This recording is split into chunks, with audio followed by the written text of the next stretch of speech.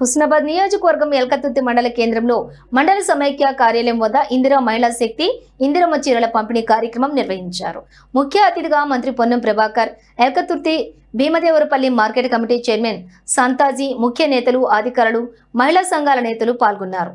అనంతరం మహిళలకు బొట్టు పెట్టి సారే మంత్రి పొన్నం ప్రభాకర్ అందించారు.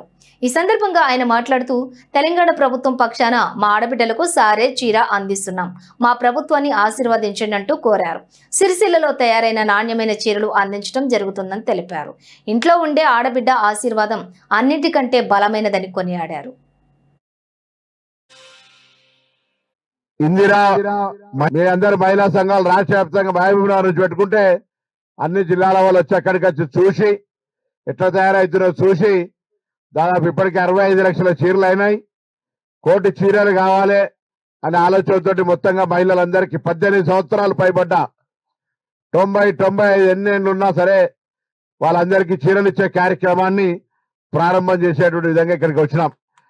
నిన్న మీ అందరికీ నేను టెలిఫోన్ ద్వారా ఓ మెసేజ్ పంపిన. ఎంతమందికి వచ్చింది ఒకసారి చేయలేవు, ఎవరెవరు విన్నారు నా మాట ద్వారా మెసేజ్ అయితే చదవరని ఓ వాయిస్ కాల్ పంపి అందరికి అవ్వ మీ అందరికీ ఇవాళ రేపు 2 రోజులలో చీరలు మీ ఇంటికి వస్తాయి, బొట్టు పెట్టి మీ అందరికి మహిళా సంఘాల ద్వారా మాత్రమే వస్తాయి. మీరు మరి తెలంగాణ ప్రభుత్వం సారే తీసుకొని తెలంగాణ ప్రభుత్వాన్ని ఆశీర్వదించమని కోరిన. ఇలా నాకు కూడా ఒక అక్క చెల్లె ఉంది.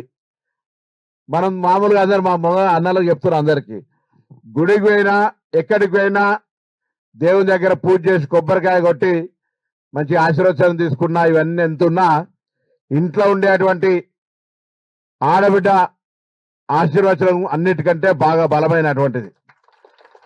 మీరు ఎప్పుడైనా మా ఇంటికి వచ్చినప్పుడు లేదా నేను మీరు మళ్ళీ ఎప్పుడైనా మా అక్క చెల్లి వచ్చినప్పుడు అడుగునట్లు ఏ విధంగా ఉంటాం మేము ఆ విధంగా అందరినీ కూడా బాగా ఉంచాలి, బాగా చూడాలి అనేటువంటి ఆలోచనతోటి మీరు ఆరోగ్యంగా ఉండాలని మొన్న ఒక మెడికల్ క్యాంప్ అయింది. ఎంతమంది వచ్చారో నాకు తెలియదు. ఇంకా మళ్ళా పెడతా, మళ్ళా 2 నెలల మళ్ళీ మెడికల్ క్యాంప్ పెడతాం.